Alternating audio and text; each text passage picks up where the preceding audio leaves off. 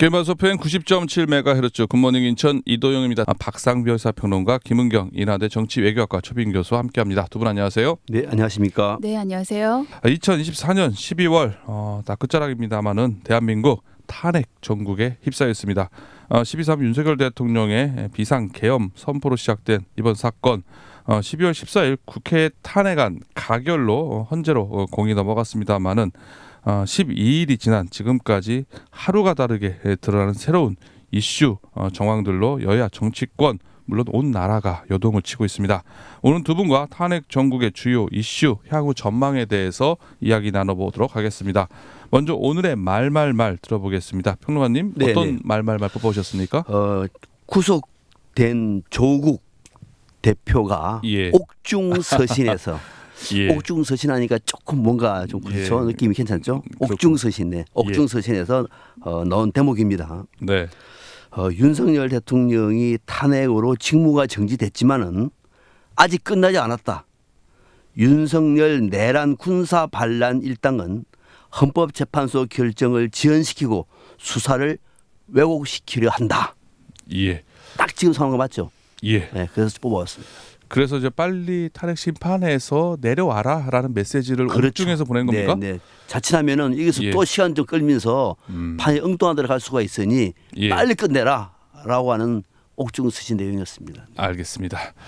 이에 반해 김은기 교수님 어떤 말말말 뽑아오셨죠? 저는 경향신문에 지난 12월 24일 사설 제목을 뽑아왔습니다. 네. 국민의힘에 묻는다. 대한민국인가? 윤석열인가? 저는 이걸 다시 국민의힘에 묻는다가 아니라 친윤당에 묻는다. 대한민국인가? 윤석열인가? 경향신문 사설에 있는 내용이군요. 네네. 그러니까 이것도 마찬가지로 대한민국을 위해서 국민의힘 스탠스를 잘 취해라. 뭐 이런 메시지를 보냈네요. 네. 윤석열을 선택한 것처럼 지금 보이는 행보들의 일침을 가한 거죠. 그러면 안 된다라는 얘기를 사설에서 뽑아오셨네요. 요즘에 사설에 있는 내용을 잘 뽑아오시네요. 두 분이 간혹하다가. 저도 한번 뽑아왔는데 괜찮네요. 네. 괜찮네요. 국민의힘은 답한다. 네. 대한민국이기도 하고 윤석열이기도 하다. 둘 다 지킬 것이다. 예. 지금 그런 분위기죠. 예. 이제 말만 해야 대답까지 다 해야 되는 상황이었네요. 아니 묻는다고 하니까. 대답은 그 입장에서 그죠? 네, 알겠습니다. 먼저 지난 윤석열 대통령의 탄핵 소추안 국회 본회의에서 재석 의원 300명이 다 참석을 했습니다. 찬석 204명, 반대 85표, 그리고 기권 3표, 무효 8표가 나왔는데요. 탄핵 부결을 당론으로 한 국민의힘에서 12표 찬성표가 나왔습니다. 이로써 헌정사상 국회에서 세 번째 탄핵이 가결된 대통령, 고 노무현 전 대통령 그리고 박근혜 전 대통령에 이어서 세 번째인데요. 이번 탄핵안 가결의 의미부터 한번 짚고 넘어가겠습니다. 먼저 교수님. 국민의힘 12명이 찬성한 걸로 되어 있죠. 예. 지금 이제 내란 11일 만에 탄핵이 또 가결이 됐습니다.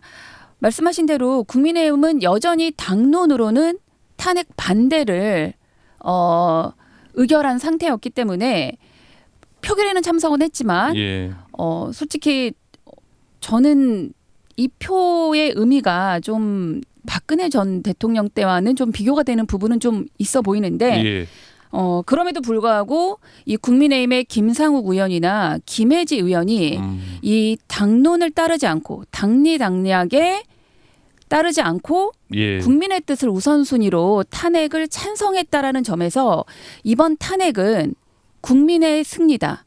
민주주의의 승리다. 저는 그렇게 보고 있습니다. 예. 화면에 평론가님 이번에 어떻게 보십니까? 이런 탄핵 채택이 됐는데 가결이 됐는데 여기서 이제 교수님은 이제 민주주의의 승리라고 말씀하시고 국민의 승리라고 말씀하시는데 이 대목은 저는 국민의힘 내부에서도 윤석열 대통령은 안 된다라고 하는 결단이 굉장히 저는 의미가 있어 보여요. 그들도 바깥에서 국민들이 시위하는 거 보고 언론에서 나오는 여러 가지 그 논평을 볼 때 그들의 양심상 도저히 이거는 더 견딜 수가 없다. 그래서 국민의힘 내부에서도 10표 최소 10표 이상이 이게 뭐 11대 표 정도가 돌아섰다는 얘기는 결국은 윤석열 대통령의 더 자리를 지킨다는 것은 국가의 미래를 위해서 국민의 안전을 위해서도 이거는 안 된다라고 판단한 것 같아요. 그런 의미에서 이번에는 여야가 한 마음으로 사실상 탄핵안을 가결시킨 것이고 그런 결과적으로 국민의 승리를 보는 것이 맞는 얘기다 이렇게 봅니다. 지금 보면은 찬성표 던진 의원이 12명이잖아요. 12명입니다. 그런데 뭐 무효, 기권 또 이게 3명, 8명 하면 또 13명 합치면 25명이에요. 네. 그 나머지 13명의 기권 무효표 역시 찬성표까지는 못 던지겠지만 윤석열 대통령은 아니다. 비상계엄은 좀 문제가 있다라고 생각하는 의원들이라고 봐야 되겠죠? 그렇죠. 마음속으로는 찬성표를 던지자니 당론이 무섭고 지역구가 무섭고 또 반대하자니 그것도 그렇고 제일 그때 고민하는 것이 뭐냐면 이제 뭐 기권 또는 뭐 무효표를 만든다든지 주로 이렇게 하는데 이번에도 보니까 지금 무효표가 8표가 나오지 않았습니까? 대부분 그런 나름대로 최소한의 양심을 지키려고 했던 그런 의원들이라고 평가합니다. 저는 지금 이 찬성과 무효 그리고 기권까지 다 합쳐봐야 23표예요. 박근혜 전 대통령 때는 최순실의 국정 개입 정도였음에도 불구하고 그때 새누리당 122명 중에 62명이 탄핵에 찬성을 했습니다. 그런데 이번에 계엄은 이 조건과 절차를 다 무시했다라는 것이 너무나 명백하게 드러난 상황인데도 국민의 의원들이 85명이 탄핵에 반대를 했다라는 것은 이건 계엄은 이건 설명을 하지 않고 이거는 내가 몰랐습니다. 라고 덮을 수 있는 문제가 아니라 이 계엄에 대해서는 자기의 생각을 분명히 할 수 있는 사안이라고 생각합니다. 이게 잘됐다 잘못됐다. 반헌법적이다 아니다. 그런데 이것을 반헌법적이 아니라고 탄핵의 대상이 아니라고 생각한 의원이 85명이나 국민의힘에서 됐다는 것은 저는 상당히 유감스럽고요. 지금 이 탄핵 이후에 보여주는 행보는 더 가관이라고 생각이 들어서 앞으로 국민의힘은 더 처참한 국민의 심판을 받을 것으로 저는 그렇게 예상됩니다. 그러니까 국민의힘 전체 108명 중에서 이제 23명이 뭐 탄핵에 찬성, 뭐 기권, 무효표보다는 오히려 탄핵에 반대한 85명이 더 거기에 초점을 두는 거네요. 80명 이상이 지금 이 탄핵 계엄은 잘못했지만 탄핵은 할 수 없다라는 말도 안 되는 것이잖아요. 탄핵을 할 수 없다는 것은 계엄조차도 저는 옹호하는 그런 입장을 취했다고 생각이 들고 이 85명의 국민의힘 의원들이 지금 이 국민의힘을 장악하고 있는 한 저는 이 국민의힘은 더 이상 국민의 선택을 받을 수 없는 정말 없어져야 할 당이다. 라고 생각합니다. 뭐 그 이후에 좀 얘기 좀 평론가님 여쭤볼게요. 추경 원내대표가 이제 사퇴를 했고요. 그리고 이제 권성동 원내대표가 새롭게 선출이 됐습니다. 반면에 한동훈 당대표 뭐 강요에 의하든 뭐 사퇴를 했고요. 지금은 또 권영세 전 비대위원장 체제로 지금 돌입한 거 아니겠습니까? 어떻게 이런 수습책 어떻게 보세요? 이거는 이제 방금 김홍경 교수님은 이제 야권 입장에서 국민들 입장에서 보면 충분히 그런 말씀을 하실 수 있어요. 저도 그런 생각인데 내부적으로 이제 이 정치 권력 게임이라고 하는 게 밖에서 보는 것과 똑같지는 않아요. 지금 국민의 입장에서 보면은 윤석열 대통령은 탄핵에도 맞다 생각하는 사람 많을 거예요. 그래 할 수 없는 이유가 뭐냐면은 국민이 두렵고 안 두렵고의 문제가 아니라 내부적으로 여기서 만약에 우리가 탕수비를 던져서 가결시켜 버리면은 당이 쪼개진다.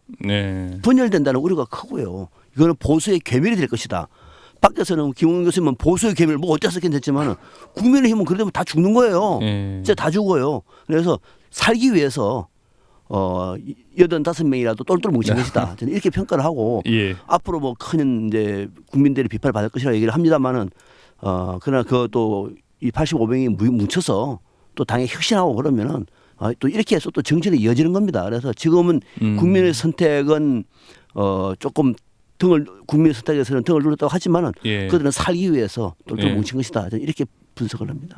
그리고 일단 그런 의미에서 권영세 전 비대위원장 체제로 간 거잖아요.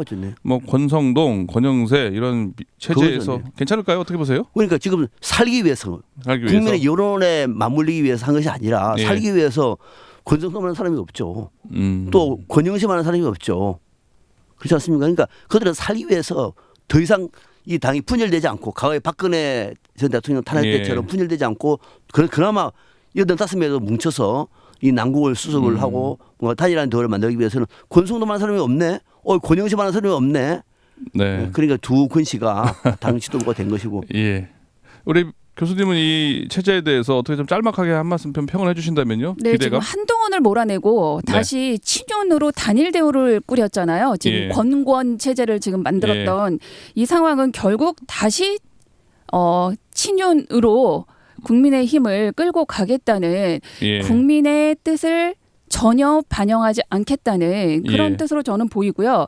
지금 윤석열 정부 이후에 3번의 지금 당대표가 바뀌면서 11번의 이런 뭐 비상대책위원장까지 합치면 이런 비정상적인 국민의 힘이 앞으로 어떻게 보수의 당으로 다시 설 수 있을지 저는 굉장히 의심스럽습니다. 그러니까 뭐 쌍권 체제에 대해서 큰 기대를 하지 않고 이게 오히려 더 제대로 하는 건 아니다. 국민의 뜻을 따르지 않는 거라 평가를 하시는 거네요. 네, 왜 그런지는 또 말씀드리겠습니다. 알겠습니다. 오늘 탄핵 정부에 휩싸여 있는 대한민국 그리고 윤석열 대통령의 계엄 선포로 이어진 탄핵안 소추에 대한 이야기 나눠보고 있는데요.